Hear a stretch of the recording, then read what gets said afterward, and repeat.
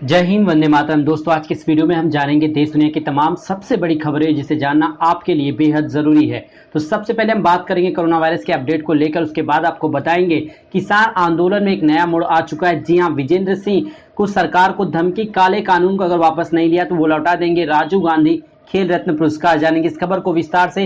साथ ही आपको बताएंगे किसान आंदोलन में कूद चुके हैं कंगना रनावत और दिलजीत। जानेंगे इसके विवाद को भी विस्तार से इस वीडियो के अंदर। साथ में आपको बताएंगे शरद पवार ने अपना क्या बयान जारी किया है किसान आंदोलन को लेकर। क्या महाराष्ट्र से भी लोग जाएंगे दिल्ली की तरफ? जानेंगे इस खबर को भी विस्तार से। साथ ही आपको बताएंगे किसानों के आंदोलन पर रंग में आए सिद्धू ने क्या कहा कि तिनके से नहीं टूटेगा तूफान, अब तख्त को पलटा जाएगा। जानेंगे इस खबर को भी विस्तार से इस वीडियो के अंदर। साथ ही आपको बताएंगे देश की सबसे बड़ी खबर, 2010 में अर्थव्यवस्था थी +10% और 2020 में है -10%। क्या वजह है कि मोदी सरकार ने जो है 10 साल के भीतर ही जो है देश को जो इतने नीचे गिरा दिया जीडीपी को? जानेंगे तमाम चीजों को एक एक करके विस्तार से। तो सबसे पहले हम बात कर लेते हैं कोरोना वायरस अपडेट को लेकर। जी हां, देश भर में जहां एक तरफ किसान आंदोलन सड़कों पर है तो दूसरी तरफ सरकार का यह दावा है कि ऐसे माहौल में जिस समय कोरोना अपने चरम पर है तो लोगों को इकट्ठा नहीं होना चाहिए। लेकिन लोगों ने सोशल मीडिया के प्लेटफॉर्म के माध्यम पे जनता ने बता दिया मोदी सरकार को कि जब आप बिहार में इलेक्शन था तो लाखों लोग इकट्ठा हो रहे थे रैलियों में,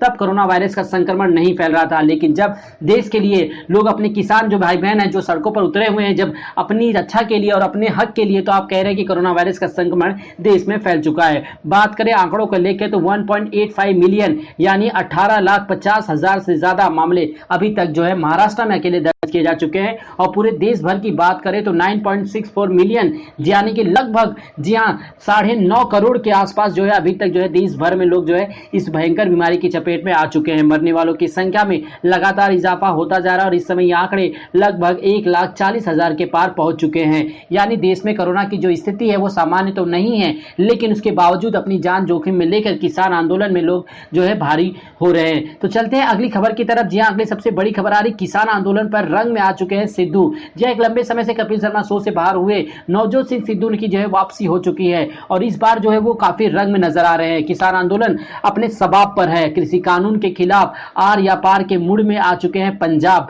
जी हां, पंजाब में जो है लगातार लोगों का एक ही मानना है कि इस काले कानून को जब तक सरकार वापस नहीं लेती अब किसी भी प्रकार की वार्तालाप नहीं की जाएगी। आपकी जानकारी के लिए बता दें कि किसानों और सरकार के बीच में 5 बार की जो है बातचीत हो चुकी है, पर यह बातचीत किसी भी हल पर नहीं निकली, क्योंकि किसानों का मानना है कि वो किसी भी चीज को एक्सेप्ट करने को तैयार नहीं है जब तक वो इस काले कानून को वापस नहीं ले सकते। इसी बीच किसान आंदोलन को जो है अपने सवाब पर देखते हुए जो है नवजोत सिंह सिद्धू भी आ चुके हैं मैदान में। अपने हरफन मौला अंदाज के लिए फेमस सिद्धू ने वीडियो ट्वीट करते हुए कहा कि किसान की हुकार पूरी दुनिया में सुनाई दे रही है। उन्होंने शायरी पढ़ते कहा कि अब तख्त गिराए जाएंगे और ताज उछाले जाएंगे। कांग्रेस नेता सिद्धू ने कहा कि आज देश का असली बहुसंख्यक अपनी ताकत दिखा रहा है। किसानों का आंदोलन देश में अनेकता में एकता की भावना पैदा करता है और यह असहमियत की चिंगारी है जो पूरे देश में एक कर देगी। इसमें सभी जाति, रंग और नस्ल के लोग एक साथ हो जाते हैं। किसानों की यह हुकार पूरी दुनिया में सुनाई दे रही है।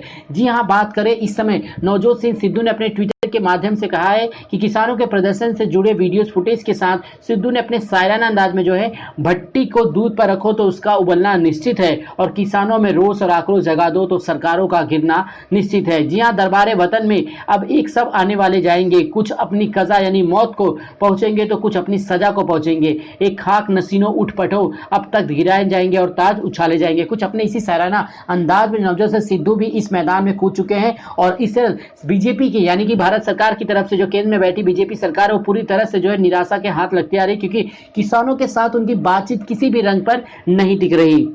अब बात करते हैं कंगना रनावत को लेकर। कंगना रनावत अपने बेवजह, जी हां, पंगा लेने के लिए ज्यादातर जानी जाती हैं, लेकिन कंगना रनावत को अब जो है उनका ट्विटर हैंडल ही उनको जो है ले डूबेगा। जी हां, बात करें कंगना रनावत ने जो है सुशांत सिंह राजपूत के केस को उठाया, उसके बाद से रेस में उन्हें जो है झांसी की रानी की उपाधि भी दे दी गई थी। लेकिन लगातार कंगना रनावत का बीजेपी प्रेम जो है लोगों के सामने नजर आ चुका है, क्योंकि जिस प्रकार से उन्होंने बयानबाजी कही शाहीन बाग वाली दादी को लेकर, उसके बाद से जो है लोगों ने जो है उनके ऊपर थू थू करना शुरू कर दिया और इसके बाद एक से बढ़कर एक कलाकारों ने कंगना रनावत से माफी मांगने तक की बात कही और कहा कि जब तक आप किसी चीज की जानकारी को नहीं पूरी तरह से प्राप्त करते, आपको ट्वीट करने से पहले सोचना होगा। लेकिन कंगना रनावत कहां मानने वाली थी, उन्होंने लगातार ट्वीट करके सामने यानी दिलजीत पर, अमिका सिंह और कई लोगों पे जो है टिप्पणियां करना शुरू कर दी। लेकिन अब पूरा देश जो है ऋतिक रोशन से माफी मांग रहा है। जी हां दोस्तों, बहुत ही जो है ट्रायंगल का एक माहौल बन चुका है कि पिछले कुछ दिनों से कंगना रनावत ने अपनी फिल्मों से ही नहीं बल्कि अपनी राजनीतिक बयानबाजी के लिए सुर्खियां ली। हाल ही में विवादित कृषि कानून के खिलाफ आंदोलन कर रहे किसानों के बारे में कंगना ने कुछ आपत्तिजनक भाषा में ट्वीट्स किए, जिसके बाद सोशल मीडिया पर लोगों के निशाने पर आ गई। कंगना के इन विवादित ट्वीट्स की आलोचना आम लोगों के नहीं बल्कि सेलिब्रिटीज ने भी की है। अब कंगना इन्हीं ट्वीट्स के कारण लोगों को ऋतिक रोशन की याद आ गई। जी हां, दरअसल कंगना रनौत ने किसान आंदोलन में शामिल हुई बुजुर्ग दादी के लिए आपत्तिजनक भाषा का प्रयोग किया था। इसी बात पर कंगना सोशल मीडिया पर दिलजीत दोझांझा से उलझ पड़ी। कंगना और दिलजीत की इस लड़ाई ने लोगों ने ऋतिक रोशन का भी नाम खींच लिया, उनसे माफी मांगने लगे। बता दें कि एक समय पर कंगना ने दावा किया था कि ऋतिक रोशन के साथ रिलेशनशिप में थी और ऋतिक ने उनकी शादी का वादा करके धोखा दिया। हालांकि ऋतिक रोशन ने कंगना के आरोपों को हमेशा झूठा बताया। अब कंगना के हालिया बयानों के आधार पर लोगों को लगता है कि शायद उस समय ऋतिक रोशन सही बोल रहे थे। देखिए, कुछ यूजर्स ने जो है काफी ज्यादा कुछ कहा है ट्विटर हैंडल्स पे कि RT इफ यू आर एग्री। जी हाँ, nation owes an apology to Hrithik Roshan. जी हाँ, पूरी तरह से लोग जनता जो है पूरी तरह से जनार्दन जो है कंगना रनावत के खिलाफ सोशल मीडिया के प्लेटफॉर्म के माध्यम से अपना गुस्सा प्रकट कर चुकी है। तो चलते हैं अगली खबर की तरफ। जी हाँ दोस्तों, फ्रांस से राफेल खरीदने जा रहा चीन का एक और दुश्मन। ड्रैगन की क्या है नई चाल। जी हाँ, चीन के आक्रामक रवैये से परेशान इंडोनेशिया भी अब फ्रांस से राफेल लड़ाकू विमान खरीदने जा रहा है। फ्रांस के रक्षा मंत्री फ्लोरेंस पार्ले ने एक इंटरव्यू में एक डील की पुष्टि करते हुए कहा कि 36 राफेल विमान बेचने को लेकर दक्षिण पूर्व एशियाई देश इंडोनेशिया के साथ डील फाइनल हो चुकी है। लंबे समय से दोनों देशों के बीच राफेल विमानों की बिक्री को लेकर बातचीत चल रही है। अब साउथ चाइना सी में न केवल ड्रैगन के युद्धपोतों बल्कि उसके फाइटर जेट्स के लिए भी खतरा बढ़ जाएगा। 48 की जगह 36 राफेल खरीद रहा है इंडोनेशिया। बात करें फ्रांस की ला ट्यूब्रेन फाइनेंशियल वेबसाइट ने पहले ही इस डील का खुलासा किया था, लेकिन उसकी रिपोर्ट में 36 के बजाय 48 राफेल्स का उल्लेख था। इसमें लिखा था कि जकार्ता अपने व्यापक रक्षा सहयोग को बढ़ाने के लिए फ्रांस के साथ राफेल विमानों के डील को अंतिम रूप देने के लिए उत्सुक है। लेकिन उसके बाद से जो है चाइना तिलमिला उठा, क्योंकि भारत ने सबसे पहले ही राफेल खरीद लिया और उसके बाद अब इंडोनेशिया के खरीदने जाने के बाद उसका वर्चस्व जो है अंतर्राष्ट्रीय मार्केट में काफी कम नजर आता हुआ दिखाई दे रहा है। तो चलते हैं हम अपने अगली खबर की तरफ। अगली सबसे बड़ी खबर आ रही है किसान आंदोलन के आने जाने पे कौन कौन से बॉर्डर जो है खुले हुए हैं और कौन कौन से बॉर्डर को किया गया है सील। जी हाँ, आपकी जानकारी बता दें कि कृषि क्षेत्र से जुड़े 3 नए कानूनों के खिलाफ दिल्ली बॉर्डर पर डटे हुए हजारों किसान। पंजाब, हरियाणा, यूपी से दिल्ली आना जाना बेहद मुश्किल है, ज्यादातर रूटें बंद है। दिल्ली पुलिस ने ट्विटर पर दी वैकल्पिक रूट्स की जानकारी, कहा यहां से ले सकते हैं एंट्री और एग्जिट। उत्तर प्रदेश और हरियाणा से आने वाले लोगों के लिए मुख्य रूप से पूरी तरह से जो है रूट को बंद कर दिया गया है। बात करें क्या क्या बंद है उसके बारे में, तो नोएडा लिंक रोड पर चिल्ला बॉर्डर, NH24 पर Ghazipur border, Sindhu border, Auchandi border, Lampur border, Piyau Maniyari border, Mangesh border, Tikri border, Jharoda border और NH44 दोनों तरफ से बंद कर दिया गया है। तो अगर आपको दिल्ली की तरफ जाना है तो क्या खुला है वो भी आप जान लीजिए। कालंदी कुछ बॉर्डर खोल दिया गया है, सुरकुच बॉर्डर खुला हुआ है, बदरपुर बॉर्डर है, आया नगर बॉर्डर है, बदोसराय बॉर्डर केवल छोटे वाहनों के लिए और झटकियारा बॉर्डर केवल 2 पहिए वाहनों के लिए पूरी तरह से खुला हुआ है। यानी कि अगर आपको दिल्ली की तरफ जाना है तो आपको इन रूटों से होकर गुजरना होगा। तो चलते हैं अगली खबर की तरफ जो निकल के आ रही है कि आंध्र प्रदेश में एक रहस्यमयी बीमारी का जो है साया आ चुका है। अस्पताल में अभी तक इस भयंकर बीमारी की चपेट में 200 लोगों के आने के जो है न्यूज सामने आ रही है। आंध्र प्रदेश के एलेरू कस्बे के अलग अलग हिस्सों में लोगों में अजीबोगरीब बीमारी जो है सामने निकल के आ गई है। एलेरू कस्बे में लोगों को मिर्गी जैसे लक्षणों के बाद अस्पताल में भर्ती कराया गया। इसमें गौर करने वाली बात यह है कि मरीजों में ज्यादातर उम्र के तौर पर या फिर तो बच्चे हैं। इसकी देखते हुए लोगों के मन में शंका है कहीं कोरोना वायरस से कुछ नया भयंकर रूप तो सामने नहीं निकला है। फिलहाल इसके ऊपर अभी तक स्वास्थ्य मंत्रालय ने अपनी तरफ से कोई भी बयान जारी नहीं किया।